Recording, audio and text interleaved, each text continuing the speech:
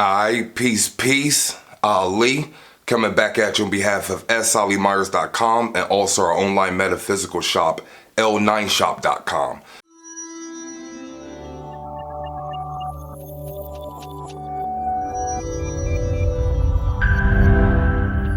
Alright, in this video, I want to take you from an empty bookshelf to a full deity altar and also show you how to give offerings and prayers.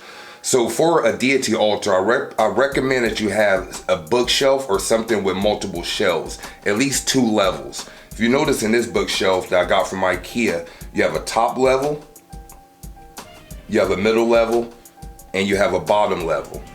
The ideal is to have the deity representations on the top and to have your offering on the middle and any other items that you have in the middle or the bottom.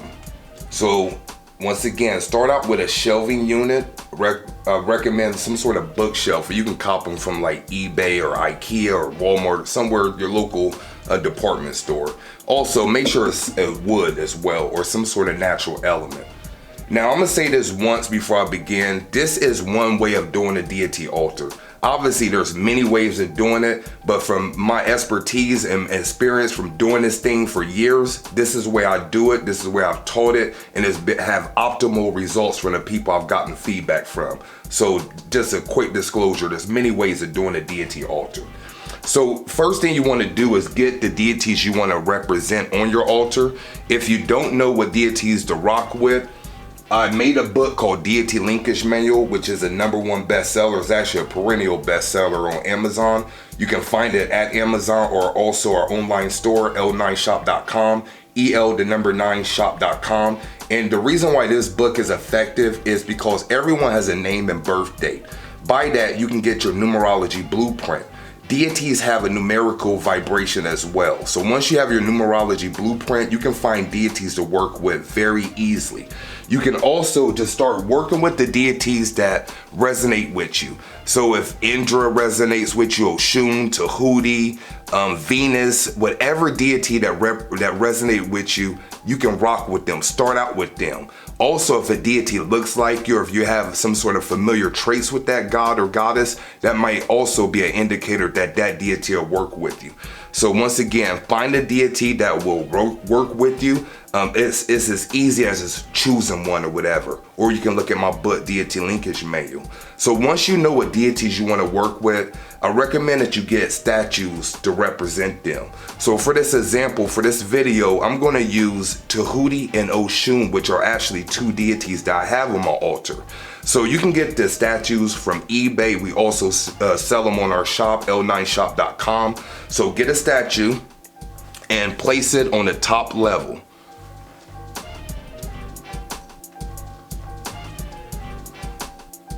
So that's Tahuti, and here's Oshun. If you don't have a statue, you can also use pictures or a combination of both. So I'm gonna put Tahuti and Oshun's picture up as well. So right there by itself, you have the deity representations. If you wanna add some more to it, you can put items that resonate with that particular deity. So I'm gonna put a book to represent wisdom, a Tahuti. Also maybe an eat pen to represent writing. For Oshun, I'm gonna put some makeup to represent beauty and also some perfume. So on the top level here, you see that we have a physical representation of the deity. So we're all set to set up our altar or build our altar from here. Now I'm gonna go down to the middle level and put the 4 elements to represent an altar. I usually like putting 4 elements on my altar to give it that sort of like mystical, magical feel to it. So the first element, or actually I'm gonna put an altar cloth down as well so I can put my food offering on there. So put an altar cloth on one side so I can get food. Now we wanna start with the elements. So I'll put a water to obviously represent water, a candle to represent fire, an incense to represent air,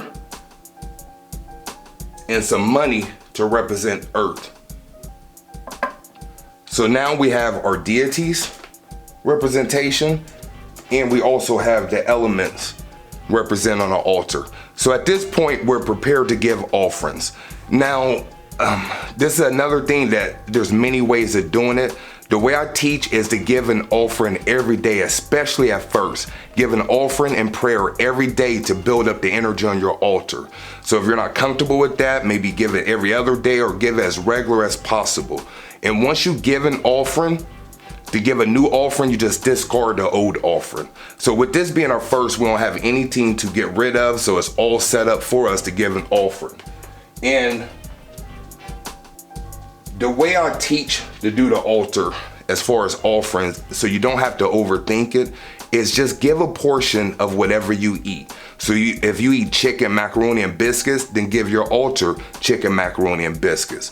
For this example, let's say we had salad for dinner and maybe some fruit. So I'm going to give a salad and fruit offering for this example. Before you begin, you want to light your candle. And a candle is like a doorbell to the spirit realm, lets them know that you have something for them. You can also light your incense.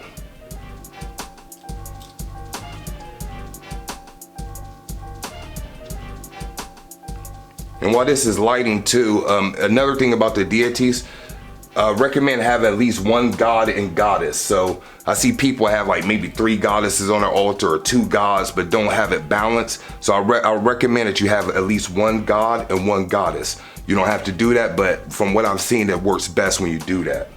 So after you have your things lit, your candle, your incense, you're prepared to give your offering. So on the side with the altar cloth, I'm gonna lay my bowl of salad down and also my banana.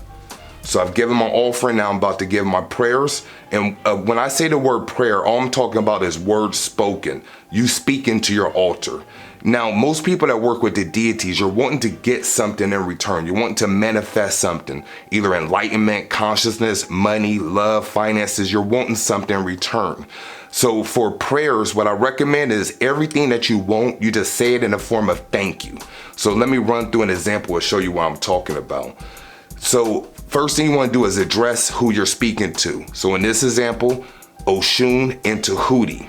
You can kneel, you can stand, you can bow, get in a position that you're comfortable with. So Tahuti and Oshun, please know in my heart that I love you. Thank you for protecting me, my family, and our home. Thank you for guiding me on my path and put me in position to be a service to others in alignment with my highest purpose. Thank you for increasing my light. Thank you for increasing my consciousness. Thank you for increasing prosperity in my life. Thank you for increasing love in my life. And after you're finished, I like to end with just 3 thank yous. Thank you, thank you, thank you. At this point, you can leave the candle burning, or you can put it out, you can snuff it, or I like to lick my fingers and just put it out manually or whatever. Leave your offering up. Like I said, the next time you give an offering, take it down, throw it away, and put your new offering up.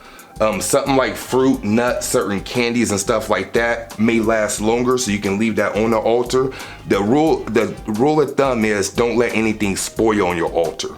So if it's something that can last a little bit longer, you may want to leave it up there a little bit. So this has been Ali, ran through a whole complete from bookshelf to full working deity altar.